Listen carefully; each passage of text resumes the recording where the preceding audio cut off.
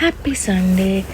Let's make some food along with some talk. ఇవాళ నేను share చేస్తున్న రెసిపీ వచ్చేసి సర్వపిండి సొరకాయతో. సొరపిండి అనొచ్చు, లేకపోతే సొరకాయ అప్ప అనొచ్చు, అప్పం అనొచ్చు. It's up to you. And మీ దగ్గర సొరకాయ కనుక మిగిలిపోయింది అనుకోండి, చేయండి. ఎందుకంటే నా దగ్గర మిగిలిపోయింది, సో నాకు చేయాలనిపించింది. సొరకాయని మంచిగా గ్రేట్ చేసుకోండి.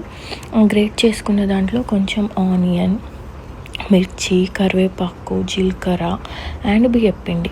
మీ దగ్గర స్ప్రింగ్ ఆనియన్ ఉంటే స్ప్రింగ్ ఆనియన్, నువ్వులు ఉంటే నువ్వులు, అవి రెండు కూడా యాడ్ చేసుకొని. నా దగ్గర లేవు కాబట్టి నేను స్కిప్ చేస్తున్నాను.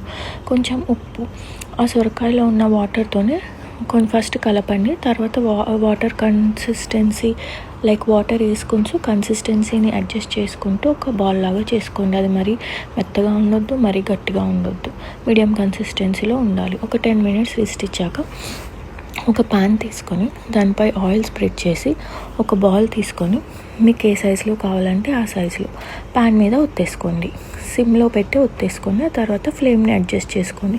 నేను 2 sides చేసుకుంటున్నాను, ఎందుకంటే ఫాస్ట్గా అవ్వాలి. బికాస్ మా బేబీ బయటికి వెళ్ళిపోయింది. ఇది చేస్తున్నానని చెప్పి బయటికి తీసుకెళ్ళమన్నాను, లేకపోతే తను నన్ను అస్సలు చేయనియదు. అమ్మ చేయకు, అమ్మ వచ్చి సోఫాలో కూర్చో, అమ్మ వద్దు అని అంటుంది. నేను వినలేదనుకోండి, లాక్కొని వెళ్తుంది. సో మెయిన్గా తన కోసమే చేస్తున్నాను. అండ్ నేను కొంచెం మిర్చి యాడ్ చేయకముందే పిండి పక్కకు పెట్టుకున్నాను. సో తను కారం తినదు కాబట్టి తనకి ఈజీగా ఉంటుంది, స్పైస్ ఉండదు కాబట్టి తను హ్యాపీగా తింటుంది అని.